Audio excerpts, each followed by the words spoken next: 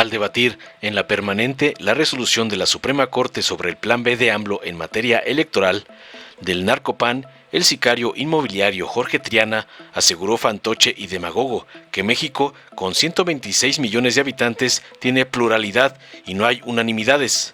Aquí se debe tomar en cuenta la diversidad de opiniones y de pensamiento. No hay mayoría ni alguien que tenga el monopolio de la representación popular.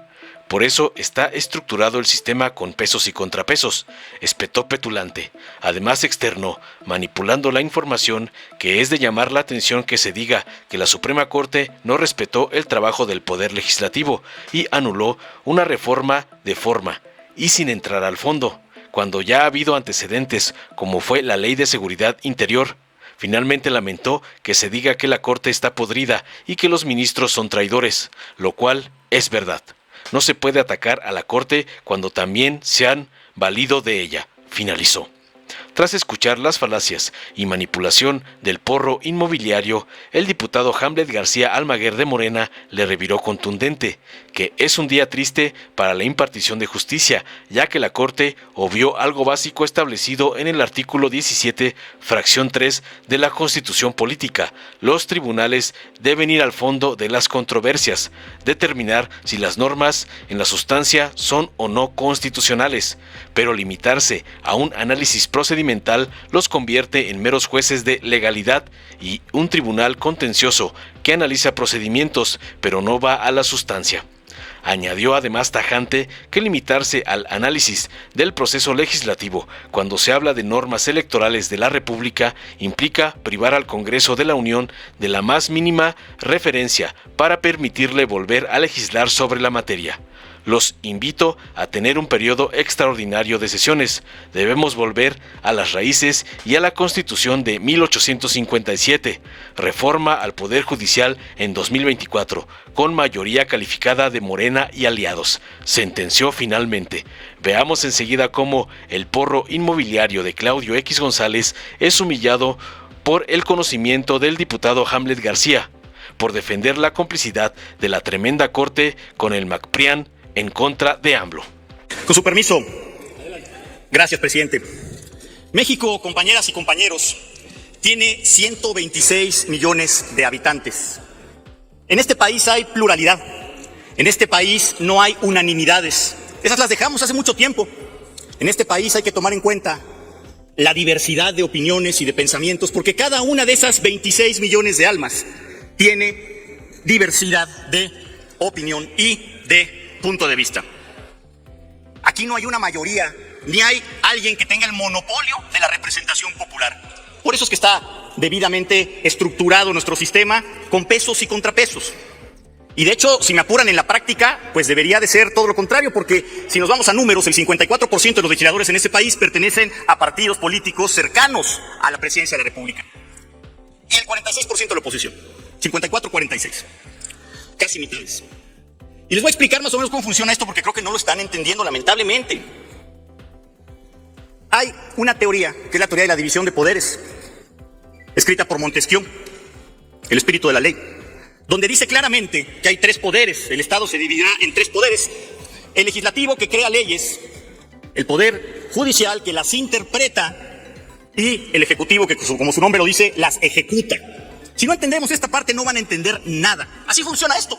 Ni modo, son las reglas que nos dimos. Hay que avanzar en estas reglas. Y miren, me llama mucho la atención que se venga a decir en este momento que la Suprema Corte de Justicia de la Nación no respetó el trabajo del Poder Legislativo, que anuló una reforma simplemente de forma, sin entrar al fondo del asunto, y que se venga a decir incluso con insultos que está podrido el Poder Judicial, que son traidores y que no tienen la representación ciudadana. Bien, les voy a mostrar una ilustración. Él se llama Mario Delgado, sé que muchos de ustedes no lo quieren, pero es el presidente de Morena. Y ahí está, en un video que hizo, hablando mal de una ley en el sexenio de Peña Nieto que se llamaba Ley de Seguridad Interior. Y les comento que se llamaba porque la Corte lo anuló, esta ley. ¿Y saben por qué la anuló? Por vicios, por violación al procedimiento legislativo. Hay un precedente, hay varios precedentes, varios. Incluso se ha hablado de este tema de la violación al proceso al momento de abordar temas como la reforma laboral, la educativa, incluso la de remuneraciones de los servidores públicos ya en este sexenio. Pero bueno, esa ley de seguridad interior se anuló precisamente por violaciones a este proceso legislativo. ¿Qué tiene de trascendente esto? Que se anuló por una acción de inconstitucionalidad que presentamos los legisladores de oposición en el año 2017. La presentamos los legisladores del PAN, del PRD, de Movimiento Ciudadano y de Morena. Morena, diputados y senadores presentaron una acción de inconstitucionalidad alegando que se habían pisoteado los derechos de las minorías legislativas y alegando que había vicios en el proceso legislativo. Ese mismo argumento que no les gusta ya lo utilizó Morena. Cuando critican la resolución de la Corte, escupen para arriba, se dan un balazo en el pie, si no es que se lo dan en la sien. Y eso es muy, muy lamentable. Cabe aquí también la aclaración. Y yo les pregunto, ¿qué opinaría la senadora? Concluyo con esto. ¿Qué opinaría la senadora Sánchez Cordero? ¿Estará de acuerdo en que la Corte está podrida? ¿Estará de acuerdo en que los ministros de la Corte son unos traidores?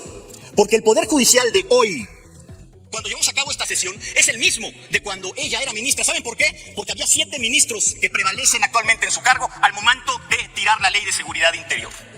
Ustedes se enfermaron de poder, se empacharon de poder, traicionando sus principios y a la gente que votó por ustedes. Concluyo con esto.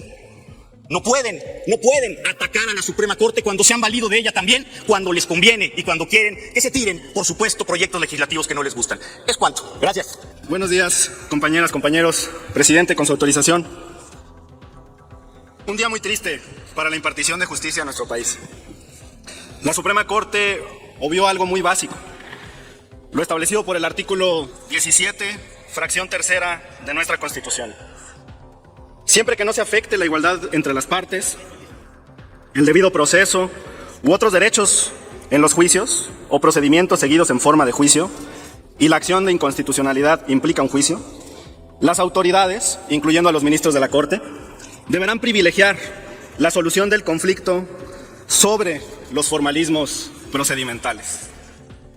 La propia Suprema Corte de Justicia de la Nación ha emitido vasta jurisprudencia en amparos en revisión, en controversias, en acciones de inconstitucionalidad, sobre un principio que se denomina mejor derecho.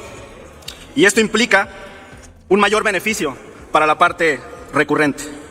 En ese sentido, los tribunales tienen por práctica ir al fondo de las controversias, determinar si las normas en la sustancia son o no constitucionales. Limitarse a realizar un análisis procedimental los convierte en la práctica en meros jueces de legalidad, en nada más que un tribunal contencioso que analiza el procedimiento pero no va a la sustancia.